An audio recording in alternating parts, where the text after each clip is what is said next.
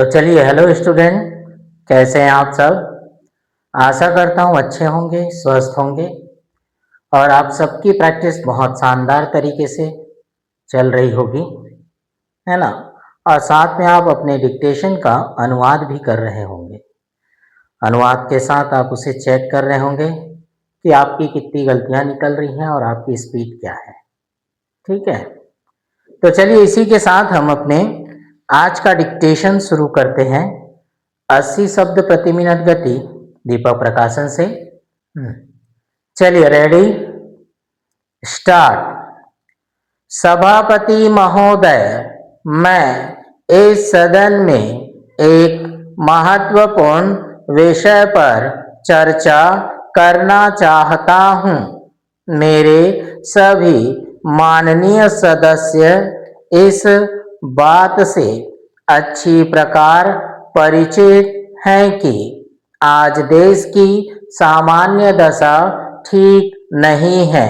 देश में बेकारी दिन प्रतिदिन बढ़ती जा रही है और उसको रोकने के लिए सरकार की ओर से कोई ठोस कदम अभी तक नहीं उठाया गया है। वैसे भी सरकार के सामने इस अवसर पर कई समस्याएं हैं, जिस कारण वह बेकारी को दूर करने के कार्यक्रम पर कोई ध्यान नहीं दे पा रही है। यदि यह भयंकर समस्या की ओर सरकार ने यथासमय ध्यान नहीं दिया और बेरोजगारी को दूर करने के लिए कोई निश्चित कार्यक्रम नहीं बनाया, तो देश का बेरोजगार वर्ग क्रांति के रास्ते पर बढ़ सकता है। यदि वास्तव में इस देश में इस प्रकार से बेरोजगारी के विरुद्ध क्रांति हुई तो सरकार को बहुत बड़ी कठिनाइयों का सामना करना पड़ सकता है। अतः मेरा सुझाव है कि सरकार को जल्दी से जल्दी इस समस्या की ओर ध्यान देना चाहिए। बेरोजगार वर्ग के लिए ऐसा निश्चित कार्यक्रम बनाना चाहिए कि वे समय पर अपनी योग्यता के अनुसार रोजगार प्राप्त कर सकें। यदि सरकारी सेवाओं में सभी शिक्षित बेरोजगारों को स्थान नहीं भी मिल पाता है तो उनके लिए कुटीर एवं लघु उद्योग स्थापित करके काम के अवसर बनाए जाने चाहिए। यही नहीं, शिक्षा प्रणाली में भी उचित परिवर्तन करने की आवश्यकता है। भारत जैसे देश में ऐसी शिक्षा दी जानी चाहिए ताकि युवा वर्ग कुटीर उद्योगों तथा लघु उद्योगों में रुचि ले सके और तकनीकी काम में भाग लेकर बेरोजगारी को दूर करने के साथ साथ देश को संपन्न बनाने में भी अपना योगदान दे सके।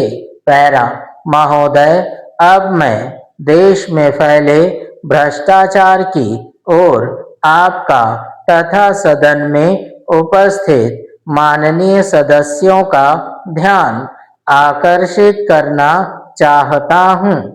आप सभी सदस्यों को मालूम ही है कि आवश्यक वस्तुओं के मूल्यों में लगातार वृद्धि होती जा रही है। मूल्य वृद्धि के इस दौर में सरकार की ओर से कोई विशेष नियंत्रण नहीं रखा जा रहा है। परिणाम स्वरूप देश की जो आम जनता है उसे बड़ी परेशानी का सामना करना पड़ रहा है। व्यापारी वर्ग मुनाफाखोरी की तरफ बढ़ता जा रहा है और आम जनता महंगाई से दबती जा रही है। यही नहीं, लोगों के पास आवश्यक वस्तुओं को खरीदने के लिए भी पैसा नहीं है। गरीब लोग अनाज के अभाव में भूखे मर रहे हैं।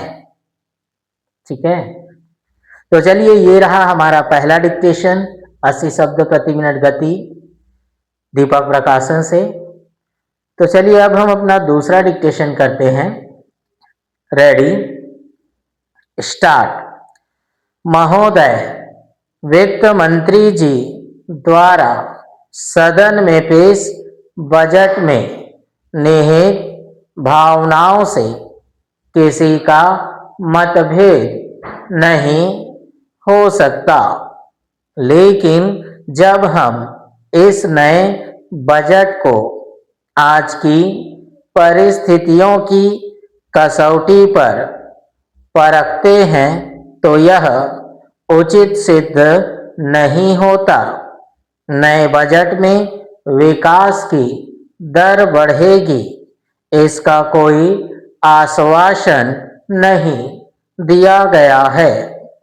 कमजोर वर्ग को राहत मिलेगी, इसके संबंध में भी कोई ठोस उपाय या योजना नहीं दी गई है।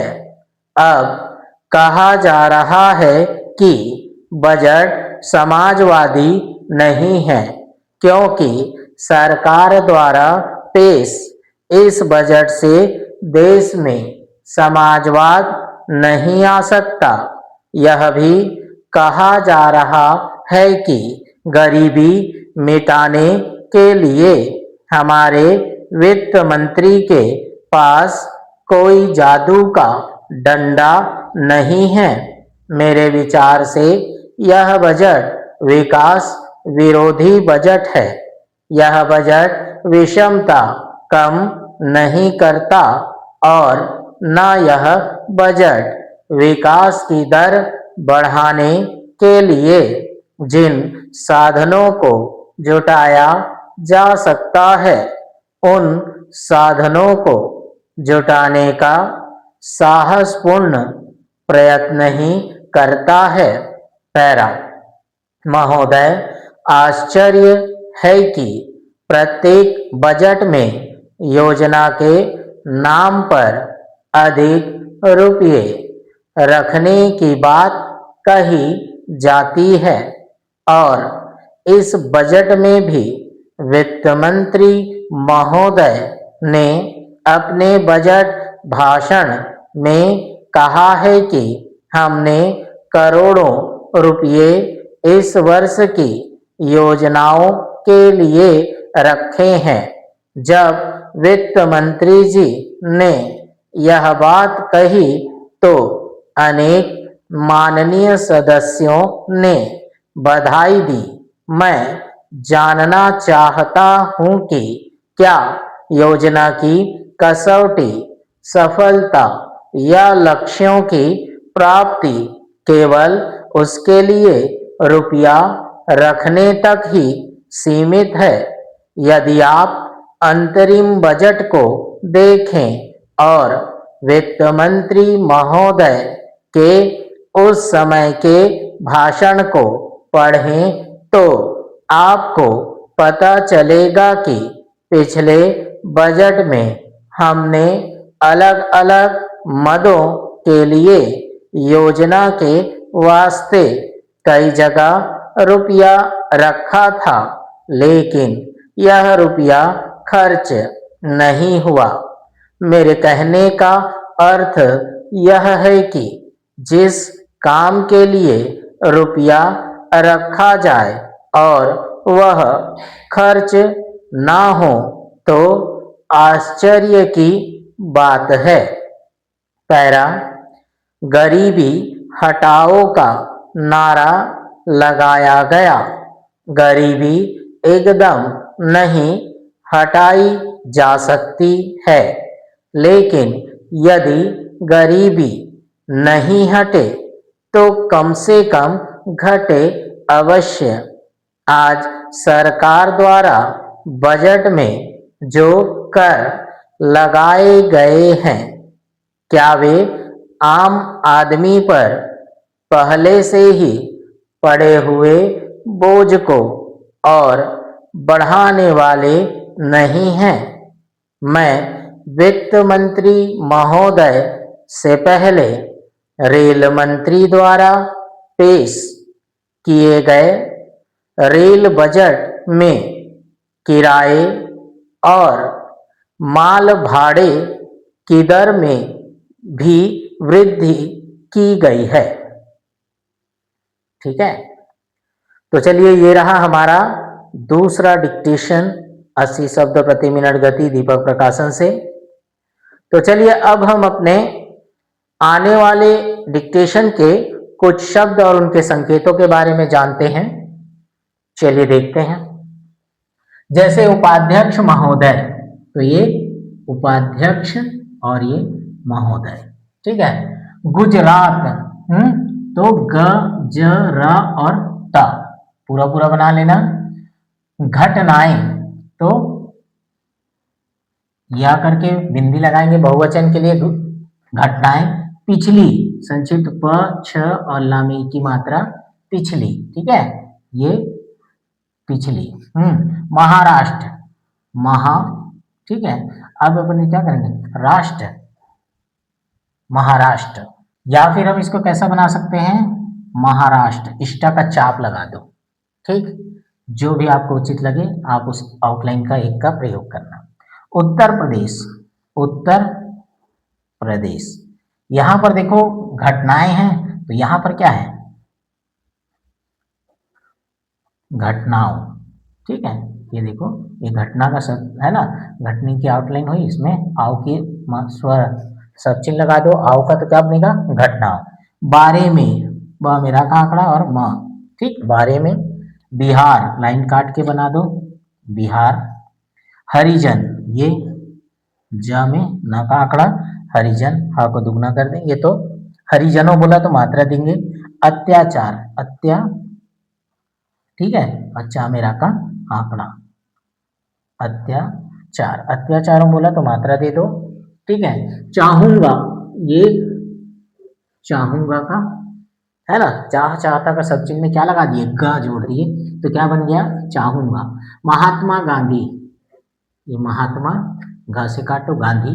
इंदिरा गांधी, इंदिरा, ग से काट दो, इंदिरा गांधी। संयुक्त, सा का वृत्त, न, य का अर्धीकरण और त, क्या बना, संयुक्त। लेकिन नीचे वाला शब्द क्या है, संयुक्त रूप से, तो क्या करेंगे फिर हम संयुक्त बनाएंगे, फिर र बना देंगे आगे बढ़ा के, रूप और यहाँ पर शे का वृत्त, तो क्या बन जाएगा, संयुक्त रूप से। प्रवृत्ति, प मेरा का आंकड़ा, व त और त में त का आंकड़ा, तो क्या बना, प्रवृत्ति। मोहल्ले, म ह ल, ठीक है, तो ये क्या बना, मोहल्ले, और एक ला बना लो, तो क्या बन जाएगा, मोहल्ले। ठीक है। संयुक्त व्यवस्था, फिर देखिए संयुक्त हो गया और वहां में क्या करेंगे, व्यवस्था का शब्द उसमें जोड़ देंगे, तो क्या बनेगा, संयुक्त व्यवस्था। व्यवस्था हम इसी प्रकार बनाते हैं, इसलिए उसमें आसानी से जुड़ जाएगा। अधिकांश, ये ध क न का आंकड़ा और शा का वृत्त, क्या बना, अधिकांश। ठीक है। बटाईदार, संक्षिप्त ब ट, ठीक है। अब क्या करेंगे हम, इसमें दार धार का चाप लगा दो, क्या बन जाएगा, बटाईदार। बंटवारा, संक्षिप्त ब ट और फिर इसको दुगना कर दो, बंटवारे बोला तुम मात्रा दे दो, तो क्या बन जाएगा, बंटवारे। ठीक है। अब देखिए यहाँ पर हृदय, तो क्या करेंगे, हाँ इसको दुगना करेंगे, द और संक्षिप्त या लगाएंगे, क्या बन जाएगा, हृदय। आभारी हूं की, भ मेरा का आंकड़ा, हूं की, क्या बना, आभारी हूं की। समर्थन करने के लिए, ठीक, समर्थन करने के लिए। ठीक है, इस प्रकार से पहले भी हम कई बार आपको बता चुके हैं। ठीक, नेतृत्व, ना मेरा का आंकड़ा, इसको दुगना और यहाँ त्व लगाओ तो क्या बनेगा? नेतृत्व। आम चुनाव, आम च से काटो, आम चुनाव, ठीक है। ये देखो, बहुमत, ब ह और मत का सब चिन्ह उसमें जोड़ दो, क्या बनेगा? बहुमत। फलस्वरूप, हाँ मिला का आंकड़ा और ये स्वरूप का सब चिन्ह उसमें जोड़ो, क्या बन जाएगा? फलस्वरूप, ठीक है। लोकसभा, ये लोक सभा, ठीक है। इस प्रकार से मध्यावधि, मध्य का सब चिन्ह हुआ व और ये धी, मध्यावधि, ठीक है।